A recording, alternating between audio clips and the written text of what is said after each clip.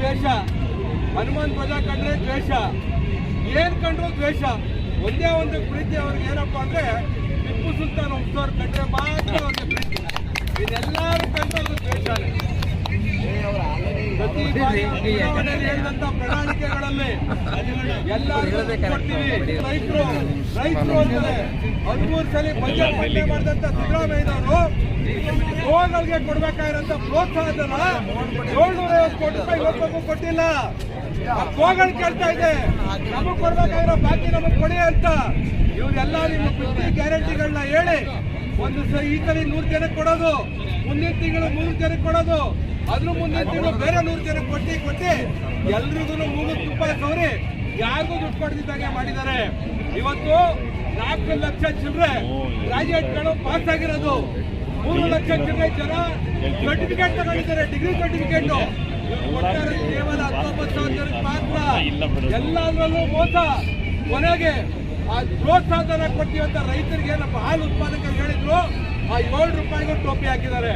ಇವರು ದೇವಸ್ಥಾನಕ್ಕೆ ಹೋದ್ರೆ ಚಾಲಕಕ್ಕೆ ಬಂದ್ರೆ ದೂರ ತಳ್ತಾರೆ, ಯಾವ್ದಾರ ಮಸೀದಿಗೆ ಹೋದ್ರೆ ಅವರೇ ಖರ್ಚು ಕೇಳ್ತಾರೆ, ಟೋಪಿ ಕೊಡ್ರಿ ಅಂತ. ಎಲ್ಲರಿಗಿಂತ ಮುಂಚೆ ಅವರೇ ಹಾಕ್ತಾರೆ.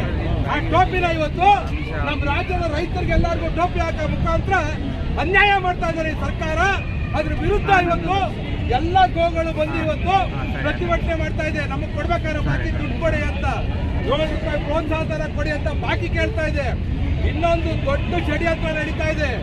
ಬೆಂಗಳೂರಲ್ಲಿರುವಂತ ಎಲ್ಲ ವೈದ್ಯ ಪಶು ಸಂಗೋಪನಾ ಆಸ್ಪತ್ರೆಗಳನ್ನ ಬೆಂಗಳೂರಲ್ಲಿ ಸುಮಾರು 104, ಗ್ರಾಮಾಂತರದಲ್ಲಿ 104 ಎಲ್ಲವನ್ನು ಇವತ್ತು ಮುಚ್ಚಿ ನಮ್ಮ ಹಸುಗಳೆಲ್ಲೋಗ್ಬೇಕು, ನಮ್ಮ ಕುರಿಗಳೆಲ್ಲೋಗ್ಬೇಕು, ನಮ್ಮ ನಾಯಿಗಳೆಲ್ಲೋಗ್ಬೇಕು, ನಮ್ಮ ಬೆಕ್ಕುಗಳೆಲ್ಲೋ ತೋರಿಸ್ಕೋಬೇಕು. ಎಲ್ಲ ಗೌರ್ಮೆಂಟ್ ಹಾಸ್ಪಿಟಲ್ ಮುಚ್ಚಾಕ್ಬಿಟ್ರೆ ನಾವು ದೊಡ್ಡಬಳ್ಳಾಪುರಕ್ಕೆ ಹೋಗ್ಬೇಕು, ಆನೇಕಲ್ಗೆ ಹೋಗ್ಬೇಕು, ಬನ್ನರ್ಘಟ್ಟಗೆ ಹೋಗ್ಬೇಕು, ನೆಲಮಂಗ್ಲಕ್ಕೆ ಹೋಗ್ಬೇಕು. ನಮ್ಮ ಯಾವ್ದಾರ ಪ್ರಾಣಿ ಇದೆ ತೋರ್ಸೋದಕ್ಕೆ. ಈ ಷಡ್ಯಂತ್ರ ವಿರುದ್ಧ ಇವತ್ತು ನಾವು ಸಾಂಕೇತಿಕವಾಗಿ ಒಂದು ಹೋರಾಟ ಮಾಡ್ತಾ ಇದೀವಿ.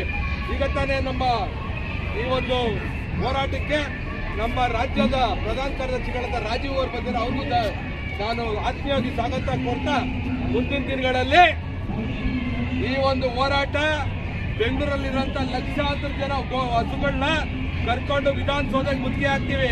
ಹಸುಗಳೇ ಮುತ್ತಿಗೆ ಹಾಕುತ್ತೆ. ಇದು ಮುಂದಿನ ದಿನ ಖಂಡಿತವಾಗ್ಲೂ ಆಗುತ್ತೆ. ಅದಕ್ಕಿಂತ ಮುಂಚೆ ಎಚ್ಚೆತ್ಕೊಂಡು ಸಿದ್ದರಾಮಯ್ಯ ಸರ್ಕಾರ ಆ 750 ಕೋಟಿ ಬಿಡುಗಡೆ ಮಾಡಬೇಕು, ರೈತರಿಗೆ ಪ್ರೋತ್ಸಾಹನ ಬಿಡುಗಡೆ ಮಾಡಬೇಕಂತ ಆಗ್ರಹಿಸ್ತಾ ನನಗೆ ಮಾತಾಡೋಕೆ ಅವಕಾಶ ಮಾಡ್ಕೊಡ್ತಾ ಎಲ್ರಿಗೂ ಒಂದೇ ನಾನು ಮಾತಾಡ ಮುಗಿಸ್ತೀನಿ.